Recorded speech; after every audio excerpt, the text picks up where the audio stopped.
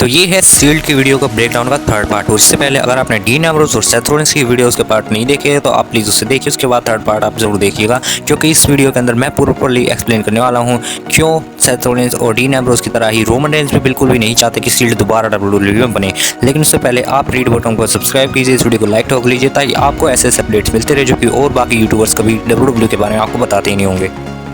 चलिए इंटरव्यू के बाद अब शुरू करते हैं हमारी सबसे लास्ट सील्ड की कहानी पर। तो ज़रा कान खोलकर गौर से ज़रूर सुनिएगा कि रोमन रेंज डीन एम्ब्रोस और सेथ रॉलिंस से बिल्कुल अलग है, एकदम डिफरेंट है, एक गोल्ड लेवल के रेसलर है। जहाँ पे बात की जाए डीन एम्ब्रोस की, तो डीन एम्ब्रोस AEW के अंदर सेथ रॉलिंस और रोमन रेंज की वजह से ही गए थे, क्योंकि वो जानते हैं कि उनका करियर WWE में नहीं चल सकता है जब तक रोमन रेंज जैसे बड़े बड़े सुपरस्टार्स WWE के अंदर है। और बात की जाए सेथ रॉलिंस की, तो सेथ रॉलिंस को पूरे 10 साल तक इंतजार करना पड़ा था रेसलमेनिया जैसे बड़े स्टेज को मेन इवेंट करने के लिए। वो भी उन्हें ही रोमन रेंज के सामने ही जाना पड़ा था, फिर से उन्हें ही भीख मांगनी पड़ी थी, उनके सामने हाथ जोड़ने पड़े थे, और तब भी जाकर उन्हें उनके सामने एक टैग टीम मैच में ही राइवलरी करने को मिला था रोमन रेंज के अगेंस्ट, वो भी कोडी रोड्स के साथ। जहाँ पे आप सोच सकते हैं कि रेसलमेनिया 38 के अंदर सेथ रॉलिंस ही हो सकते हैं जो कि कोडी रोड्स का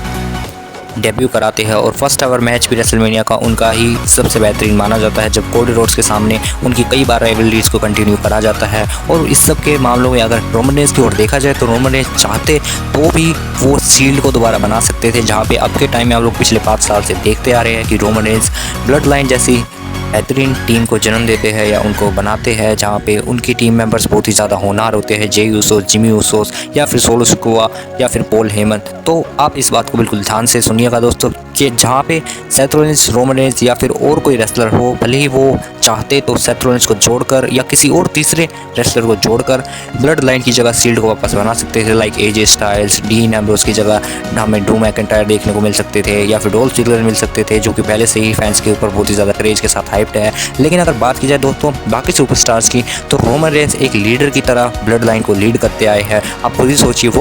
वो कहते हैं एक्नॉलेज मी, जिसका मतलब ही है मुझे स्वीकार करो, अपना राजा, अपना मालिक, हर एक वो चीज़ जो तुम पाना चाहते हो वो तुम्हें मैं दूंगा, लेकिन उसके लिए तुम्हें मुझे एक्सेप्ट करना होगा। और दोस्तों जहाँ पे अगर मैंने बाकी के जहाँ पे आपसे पहले नाम लिए हैं, जहाँ पे ब्लड लाइन्स के मेंबर्स की बात की जाए, चाहे फिर वो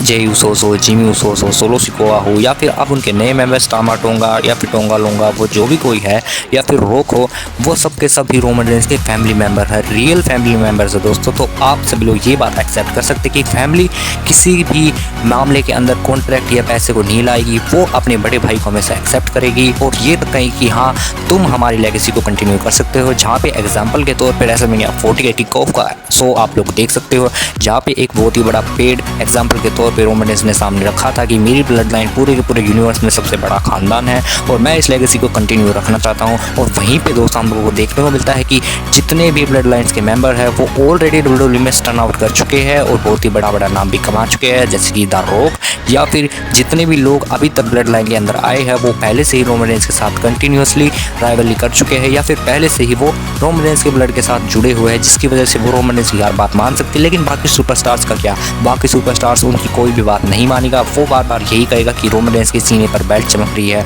अब उसे 2 टाइटल मिल चुके हैं, मेरे खंडों पर सिर्फ और सिर्फ टैग टीम चैंपियनशिप है, या फिर इंटरकॉन्टिनेंटल चैंपियनशिप है, या यूनाइटेड स्टेट चैंपियनशिप है। आप इस बात का एग्जांपल आज के 2024 जजमेंट डे फ्रैक्शन टीम को ही लगा सकते हो, जहाँ पे इतनी बेहतरीन स्टोरी लाइन होने के बावजूद भी दोस्तों हमें बार बार ये हिंट दी जाती है कि कभी ना कभी इनका ब्रेकडाउन होगा ही। और जहाँ पे ब्लड लाइन की बात की जाए तो आज तक ये बात हमें देखने को मिली ही नहीं है कि ब्लड लाइन का आज ब्रेकडाउन होगा, आज ब्रेकअप इन सबका होगा, आज ये सभी एक दूसरे पे चेयर शॉट्स मारेंगे सेथ रॉलिंस की तरह ही। लेकिन फिर भी दोस्तों रोमन रेंज कभी भी ये नहीं चाहते कि सील्ड जैसी बकवास टीम दोबारा बने, क्योंकि बाकी रेसलर्स उनके अगेंस्ट खड़े हो जाएंगे, भले ही सामने से नहीं या स्टोरी लाइन के बलबूते पर नहीं, लेकिन बैक स्टेज जाकर के बाकी रेसलर्स ये बात बोलते हैं कि मुझे रोमन रेंज के साथ काम नहीं करना, क्योंकि मुझे वो शख्स पसंद नहीं है जो मेरे सर पे खड़ा होकर बार बार मुझे उंगली करे या ये कहे एक्नॉलेज मी मेरी एंट्रेंस में, उसका थीम सॉन्ग बजे। और हाँ, शायद आप सभी लोग सोच रहे होंगे कि शायद से इन सब के बीच के दौरान जो कि पॉल हेमन है वो तो उनके फैमिली मेंबर नहीं है दोस्तों, फिर भी वो उनका हर हुक्म मानते हैं। इसकी भी एक ही दोस्तों